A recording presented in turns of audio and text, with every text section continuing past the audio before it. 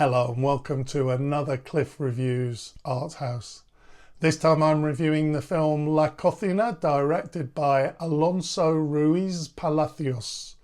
So this is a film mainly set in the kitchen of a New York Times Square restaurant. The story unfolds over a single day, and the central characters are Pedro, an undocumented Mexican chef, and Julia, an American waitress who's pregnant but is trying to organise an abortion. The film did remind me in some ways of the 2021 film Boiling Point, directed by Philip Barantini. It has the same chaotic dynamics of a bustling, busy kitchen, and both of the films had a really authentic feel to them. Unlike Boiling Point, La Cocina was shot in a really poetic way. The cinematography is stunning. It's shot in black and white and it looks great. The camera moves around the kitchen in clever ways that really communicates the organised chaos. Many of the scenes are almost like a dance. They're almost hyper choreographed, but it does give it a really authentic feel. This film is always good to look at, and this helps to make it very compelling. It grabbed me right from the start. The opening shot is from a boat on the river with water, with birds in the shot, and it has various camera effects, blurriness, and the film is often jumpy. It's missing frames or it's at a very low frame rate. And all this is accompanied by this dramatic choral music.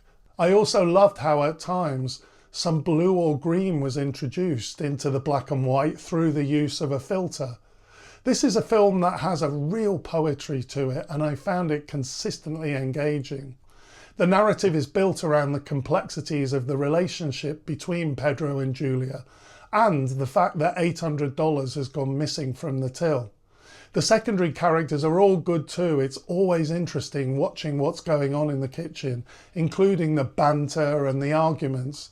The film is highlighting interesting themes around the treatment of workers, an exploitative work culture, and the hollowness of the American dream, particularly focusing on the experience of undocumented immigrants who are especially vulnerable to exploitation. It's also, I think, about friendships and relationships in a brutal workplace environment, the togetherness that can exist between colleagues, but how sometimes in that pressure cooker, exploitative environment, relationships become fraught with tension, and it turns out that friendships can be quite superficial.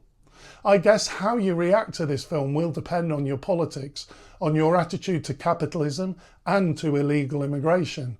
For me, however, this is a film about how capitalism breaks the spirit of exploited workers.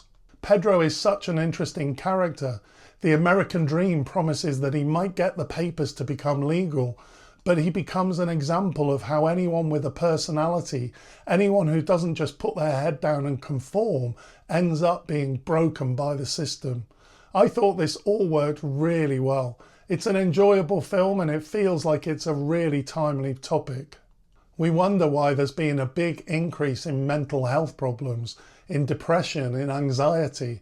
I think we see that in this film, how the economic system means that people end up living on the edge. At the same time, the boss thinks that he's providing a good workplace, that he's doing his workers a favour, that he's giving them everything. I liked this. I don't think that the capitalist who exploits workers is necessarily a bad person.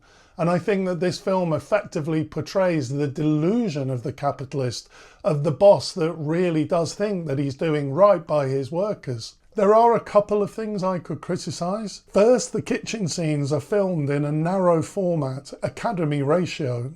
I can understand that this perhaps emphasises the claustrophobia of the work environment, and it shifts to normal 16:9 ratio for the scenes outside of the kitchen.